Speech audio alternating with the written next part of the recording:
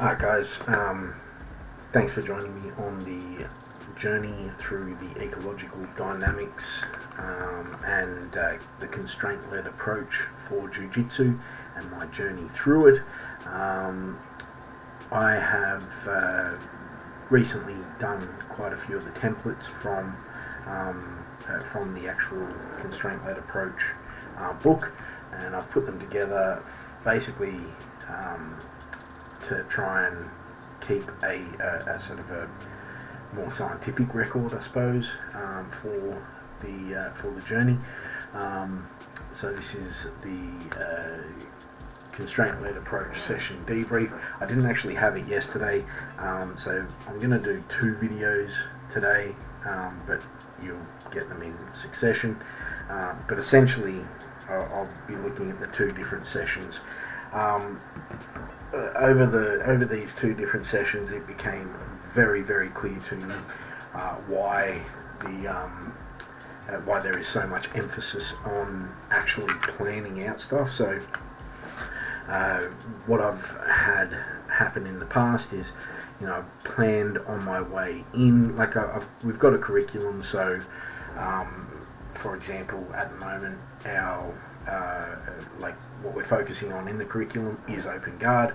So open guard, that kind of allows me to be like, okay, what have we worked on? What can we work on, etc. Right? So in the past, it was kind of easy. I could get in a bit earlier, look up a couple of techniques, break it down how I would break it down based on a few sort of overviews of other giants that are in the sport, and then I'd break it down and teach that. So I was kind of, let's just say I was in that kind of mode, keeping in mind as well, these are all excuses, like this is me, I've got a full-time job, blah blah blah, blah blah blah blah blah, blah. But I am dedicated to this. So I hadn't created these templates yesterday. Kind of had, but they weren't as fleshed out as what they are now. But the key point here is that I didn't plan as strongly as I should have. All right, so mea culpa. That's my fault. So next week, hopefully, I've got less excuses, more reasons to do this, and I think if I just bluster my way through it at the moment, it'll get better and better. You'll see it get better and better. I'll hopefully get better at this, and that's what I want to do. I want to be. A while back, I said I want to be the best coach that I can be, and and I've never, I haven't sat down and done something like this in depth as I have ever, literally ever. I can promise you that this is the most focused and dedicated I've ever been. So my focus and dedication is hopefully going to improve, and my planning and that sort of thing is hopefully going to improve as well. What I wanted to do was just show you the template that we have, or that I'm going to be working with. So essentially, this is a session debrief. There are other templates, but I'll go through them when I've actually used them. But this one helped me sort of think about it a little bit.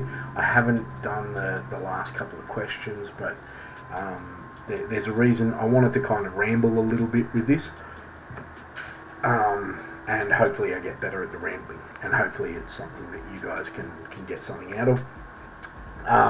So the purpose is to learn from every aspect of the design and execution of the CLA practice session.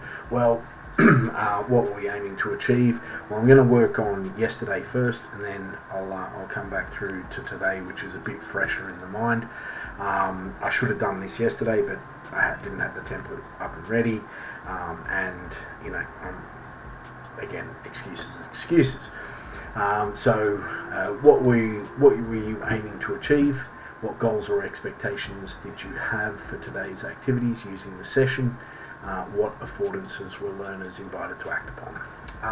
So what I was hoping to achieve was getting shin-to-shin contact from open guard, and then and using that to sort of control the person's balance and destabilize them using that sort of thing. So rather than getting into like a De La Riva or anything like that, I just wanted to focus on sort of using that ankle grab and using that to then keep the person at bay with that ankle grab from open guard.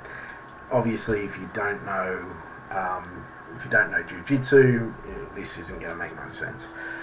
But essentially, if I'm on my back and the person's standing up, what I'm looking to do. Oh, that's interesting. Someone else is in there. Anyway, that wasn't me.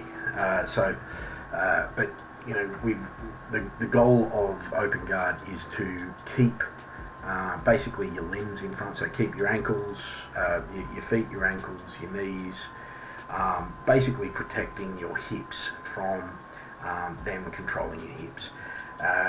And so the goal for the first game was initially just to stop the person from standing, just to stop them from getting in and controlling the hips. So that could be with anything. It could be, you know, not necessarily hands, but even if it was hands, they would probably get something. But mostly it was if they got their knee through, or they were able to get into like a side control or a mount, but into a side control, or say a knee ride, like got their knee through to control the hips in the inside space, etc. Alright. So initially that they were trying to stop that, and then the next game was while the person was still trying to get through to that inside space. But while that was happening, the goal of the other person was literally just to get a hold of their ankle, whichever ankle, it doesn't matter. So get a hold of their ankle and ensure that that they can't pass with that ankle and with their knee. All right. So essentially. That connection between the shin to shin was kind of the goal, and what emerged from that. So what actually happened? Part of it was particularly with the more advanced guys. Part of it was that the shin to shin happened, but then they started using that shin to shin to destabilize, which was a different, like they did it in a different way than I expected, which actually helped me learn a little bit about what that shin to shin should be actually doing. So that shifted my focus, and I realized that those two connections, so the shin on the shin and the ankle, they were actually primary connections, and the foot on the other leg was a secondary connection. There's a concept that I've worked on, which is primary and secondary connections. So let's not worry about that for the time being. Again, design of the session was a bit, wasn't too strong in my respect, so I am in the next week hopefully going to get better at this,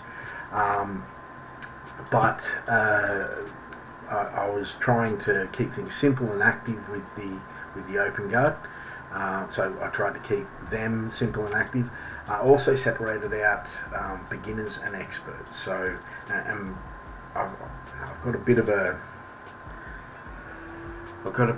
a theory around beginners and experts, but we'll just say white belts are beginners, and for want of a better term, like blue belts and up are experts. Now, I won't say it. The reason why I say they're experts is that they have a breadth of knowledge that means that they kind of, you don't need to step by step them or anything like that. Like they already kind of know. So when I say, all right, go away and do this, like go away and get into this guard, they can probably get into that guard. As they've seen it before. So it's not like a white belt that's never seen it before and they're going to be flailing their limbs and blah blah blah. Initially I kept them separate, and then allowed the experts to play a little bit more. So once they got that shin to shin, destabilize with it and go from there. Whereas the white belts, I just wanted them to capture that shin to shin without the person getting away. Both of them were fairly successful in that respect. Question 3, what went well and why? Well, both of them were fairly successful. The experts ended up destabilizing and then being able to get some sort of a sweep or create an opportunity to escape or reverse or get on top. So that was really cool. Again, I probably need to. I'm not the informational, like my instructions and the information I'm providing. I feel like I'm not giving that much, which is good, but I feel like there is a potential that that I may have provided. So in this particular case, one of the beginners, he asked, like at the front of the exercise, where would it be best to have their shin? And I ended up telling him, not so much teaching him it, but not so much step by stepping it, but I was like, look, it really just matters what's going to ensure that they don't get round to get that inside space. So I said, look, you can have it up near the knee, but you have to be aware that if you have it up near the knee, then they're possibly going to pop it over the knee and get into the inside space. In hindsight, I probably should have just said, I want you to play with it. What I found and what was pretty cool was afterwards, one of the experts, Aaron, so he got he sort of made a mention, which was something that I didn't actually see, but makes sense. Was that that when you were lower on the ankle, you could.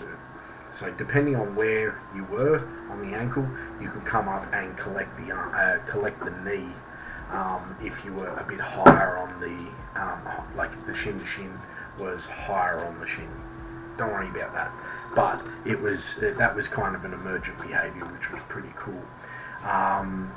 There was a bit of repetition, which was good, and different movements and that sort of thing. So I was pretty happy with that.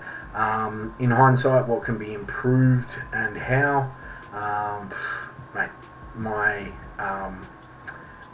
constraints to afford, my design, definitely the design of it. I'll give myself a D- on that.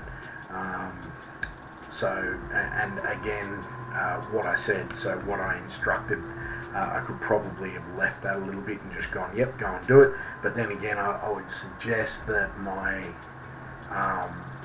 constraints probably weren't that strong either. So that's something I definitely have to work on, is how I express my constraints, because I'll talk about it in the next session, but expressing the constraints is an issue. So I'll just put that here. Constraints. These are just notes for next video.